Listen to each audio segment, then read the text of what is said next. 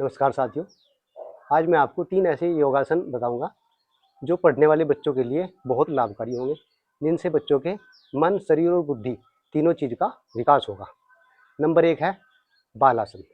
बालासन के अभ्यास से बच्चों का पाचन तंत्र मजबूत होगा, बच्चों में धैर्य होगा और बच्चों के श्वसन क्रिया मजबूत होगी। मैं आपको बालासन करके बताता हूँ।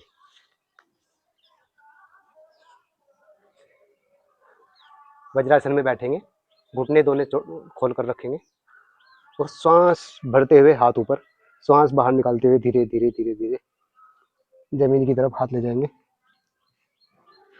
अपना नाक और माथा जमीन पर टेकेंगे, श्वास बाहर निकालते हुए जितनी देर रह सकते हैं 1, 2 या 3 मिनट तक इस बालासन का अभ्यास कीजिए। शरीर में रिलैक्स महसूस देगा, रीढ़ की हड्डी में आराम महसूस देगा और हमारे रक्त का प्रवाह हमारे मस्तिष्क की तरफ होगा, जिससे मस्तिष्क मजबूत होगा।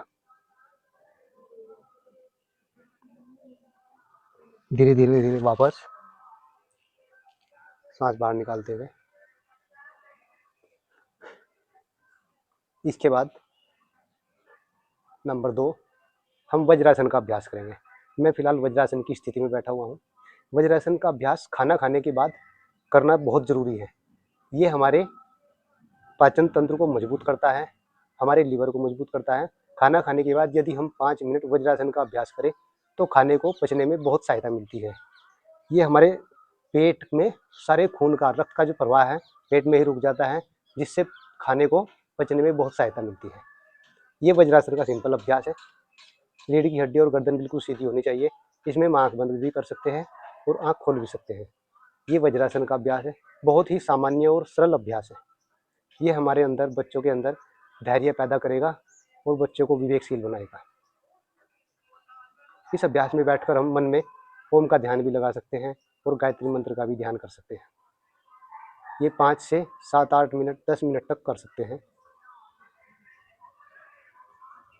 अब इसके बाद हम करेंगे प्राणायाम। प्राणायाम अनुलोम विलोम।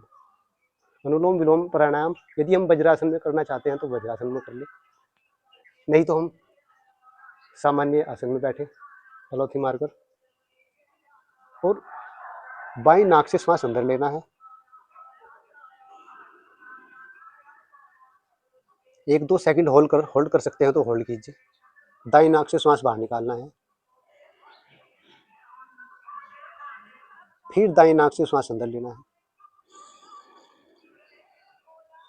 फिर बाईं तरफ से श्वास बाहर निकालते हैं। ये 2 चक्र हुए। ऐसे हम 20 से 25 चक्र कर सकते हैं और कम से कम 5 से 10 मिनट तक अनुलोम विलोम का अभ्यास करें। अनुलोम विलोम एक ऐसा सर्वसिद्ध अभ्यास है, ऐसा प्राणायाम है, ये किसी भी बड़ी से बड़ी बीमारी पर, बड़ी से बड़ी समस्या को मात दे सकता है। और बच्चों के लिए खासकर ये इतना सरल और साधारण प्राणायाम है। हमारे बच्चे पढ़ने में याददाश्त तेज होगी, याददाश्त इतनी मजबूत हो जाएगी, एक बार पढ़ा हुआ भूलेंगे नहीं। ये 3 ऐसे 2 योगासन हैं और एक प्राणायाम है। 3 अभ्यास यदि नियमित रूप से हम करें, हमारे अपने बच्चों को कराएं, तो हमारे बच्चों को पढ़ाई में काफ़ी सहायता मिलेगी। अगर आपको ये वीडियो अच्छी लगी हो, वीडियो को लाइक कीजिए, हमारे चैनल को सब्सक्राइब कीजिए। आगे ही हम प्रयास करते रहेंगे कि ऐसे ही वीडियो बनाते रहें, जिससे हमारे परिवार और हमारे बच्चों के लिए लाभकारी हो। धन्यवाद।